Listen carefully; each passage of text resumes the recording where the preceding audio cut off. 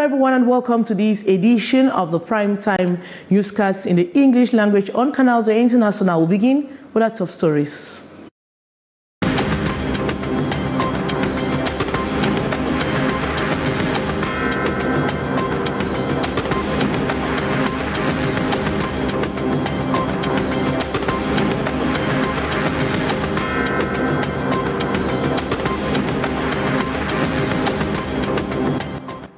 The newly appointed head coach of the Indomitable Lions, Mark Breeze, has today signed his working contract with Cameroon. The signing ceremony, though in the absence of FECAFOOT president, has just taken place at the Ministry of Sports and Physical Education. This was after the appointed technical staff earlier held talks with the Minister, Narcisse Mwele-Kombi, to finalize on the contract terms. And last-minute preparations are on the way across the country to mark the end of the fasting, which is also the celebrations of the feast of Ramadan. Few hours are left for Ramadan 8 el-Fitr. Muslims are faithful, are preparing in their last best ways despite the unfavorable economic conditions for many. Those are major stories. Details right ahead.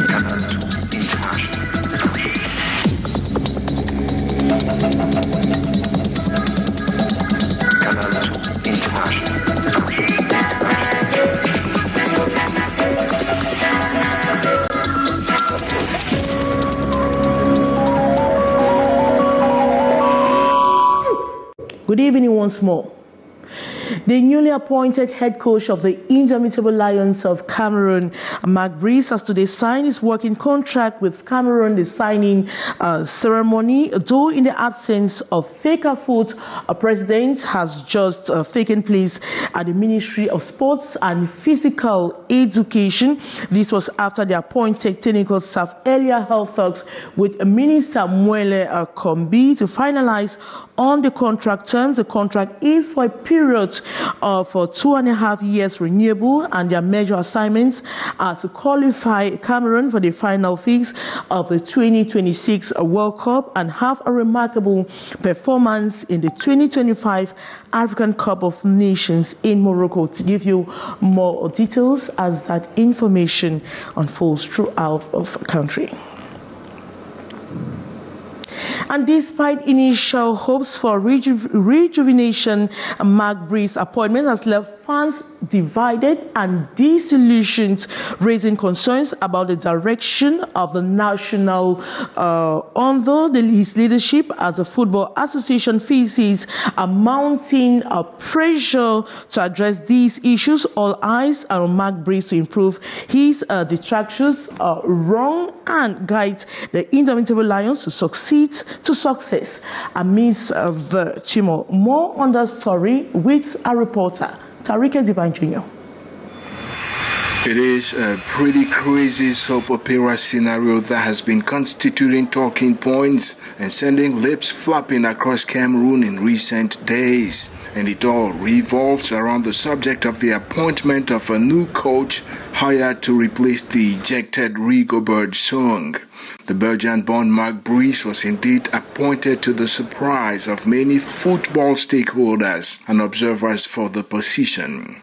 The decision taken by the Ministry of Sports almost immediately provoked an uproar, with the Cameroon Football Federation FECAFOOT, led by Samuel Eto'o, announcing its embarrassment on the grounds that the minister acted unilaterally. At an emergency conclave held at the weekend, FECAFOOT Executive Committee members bestowed upon Samuel Eto'o the power to appoint a new staff for the Indomitable Lions within 72 hours.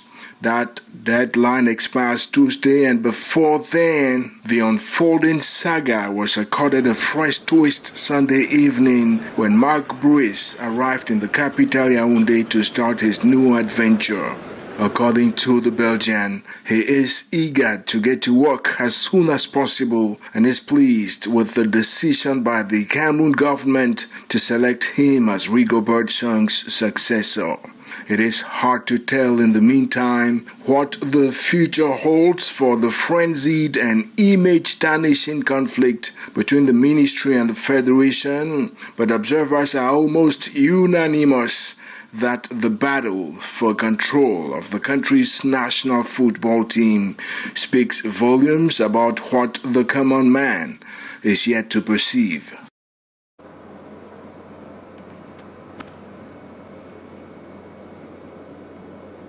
I will tell you more about Mark Breeze's contract in our subsequent editions of newscasts. And away from sports football, we tell you more about Muslim faithfuls are moving towards the last days of the Ramadan fasting. A tour of certain markets indicates a sober preparation, especially with the high costs of living. More with our reporter, Beatrice Ngamu. The preparation ahead of the Ramadan feast is, however, going on gradually. At this popular Muslim-inhabited Cliquez neighborhood in Yaoundé, the sounds and colors terrace we are rounding off. Les habits de mes enfants, tout est possible. Alhamdulillah, on a la santé, on remercie Allah. The sector of attention by most is on dressing, that is clothes, shoes, slippers, makeup, and handbags. C'était les habits, les chaussures. Tailoring workshops are doing their best to satisfy customers, though the demand not as high as before. Il n'y a pas de difficulté, ça passe toujours bien.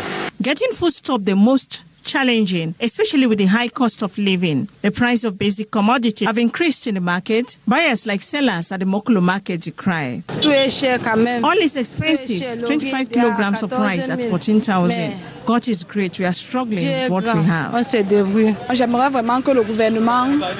I wish the government review the high price of goods, because there are families who will not feast because they cannot normally meet basic needs. It is extremely difficult out here. Since morning, I've sold just 2,000 francs. Even though things are expensive, we buy small. We eat and thank God. I've never slept without eating. We do with what we have. Cannot do above our level. You get at your level. And if not, you leave. That is what I have done. Faith will hold strong that by tomorrow things will be better, and much better before the feast day, which will be confirmed with the sighting of the moon. And a few days left, and pressure seems to be mounting on Muslim faithfuls as they prepare in their best ways despite the unfavorable economic conditions for many. Our reporter Saleh Sherifa visited some markets in Cameroon's economic hub. Her story. In just few days, Muslims faithful in Cameroon will end the 30-day fasting period. Muslims are putting in efforts for a memorable celebration to intensify preparation. Given the high cost of basic necessities, the scale of preference is applied to purchase supplies ahead of the feast. Here at the Douala Central Market, groceries are the essential items. Usually for the Ramadan feast, we are obliged to cook because it is a feast where Muslims come together and share what they have cooked with everyone. The feast is for everybody. There are people who complain of the prices, but we thank God not everybody complain, as there are other people who still purchase. Families are busy preparing for the festivities within their means. In various markets in Douala, business is at its peak. Nevertheless, prices are still not favorable for a greater number of people. In the previous years, during the approach of Ramadan feast, there used to be a long line of customers. But this year, everything has reduced, as people say the prices are high and there is no money. Eid al-Fitr is celebrated by Muslims worldwide as it marks the end of a month-long dawn to sunset fasting by Muslim faithful, marked by prayers and sharing of food within the Muslim community and others. As we heard in that report, Muslims have engaged with preparations at different levels. But this time around, we take you to tailoring workshops where pressure is equally mounting, with tailors doing their best to meet up with increasing demands from their customers. More on the story with our reporter, Christy Ayare.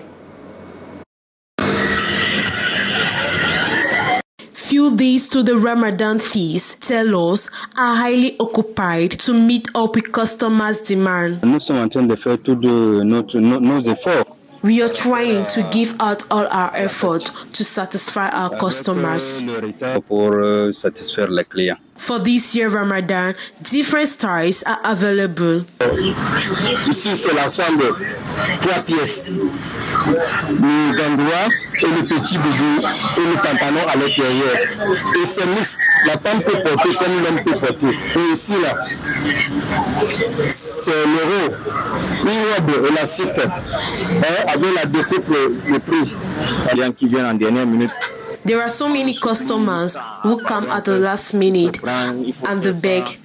There are some we try to take and others we refuse, we can't meet up. So sometimes when we take, we can at least try to release 1 or 2. To avoid any last minute rush, some Muslim faithfuls had wisely submitted their command since 2 weeks ago. I am ready here to collect my dresses from the tailor. For me, the children are my priority. My children and my wife must at least have something to put on. However, tailors express their concerns about their ability to meet up with consumers' demand due to frequent power outage.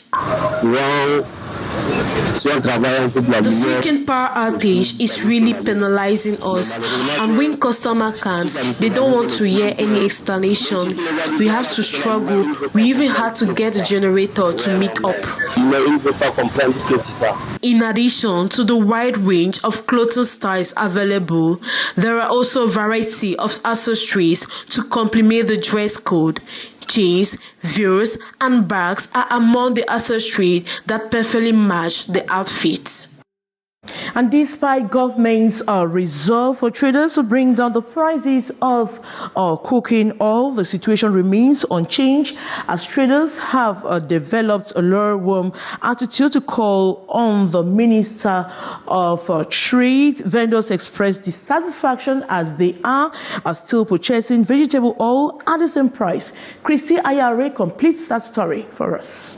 The price of vegetable oil at the Sandaga market stores remain unchanged at 1,500 francs per litre, 7,500 francs for 5 litres, and 24,000 francs for 20 litres. The new prices fixed by the Minister of Trade, Long Magloire, have not yet been implemented.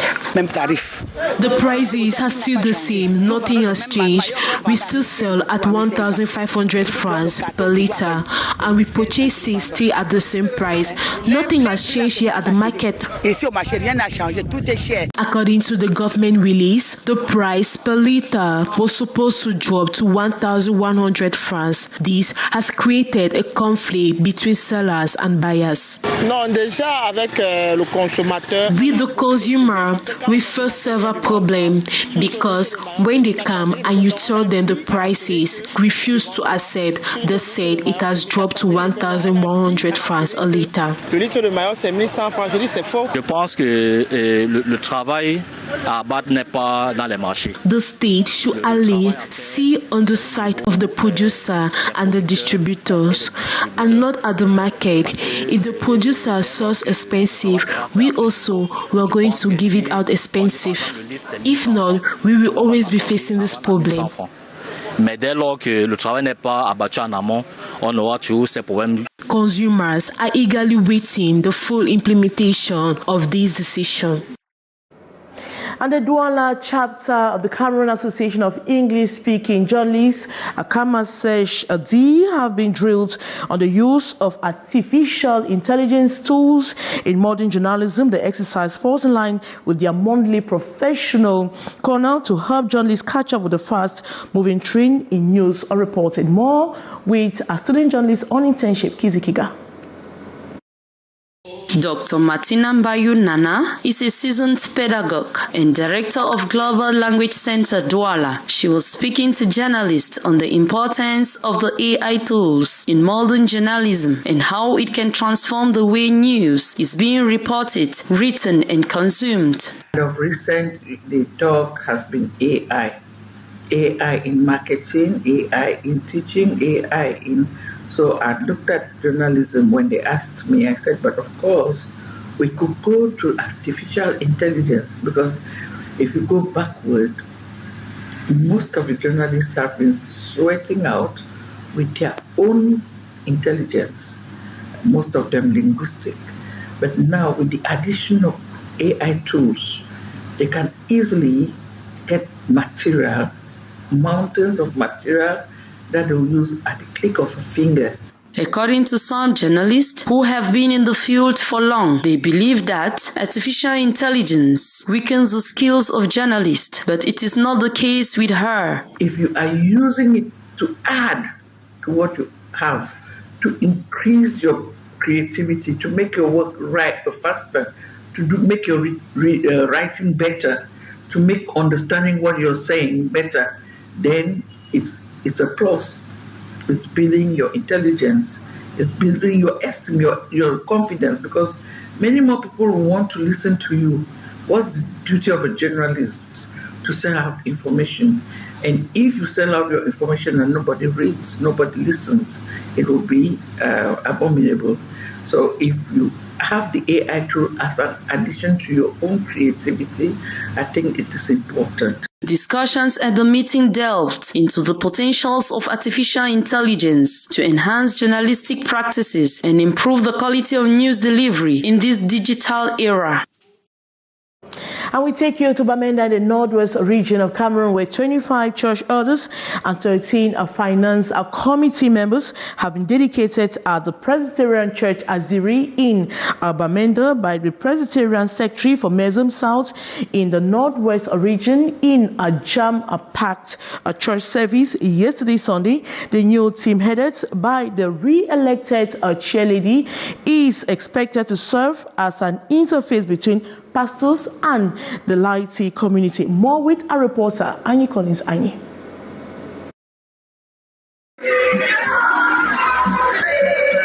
Overwhelmed with joy, some shed tears in the warm embraces of their loved ones.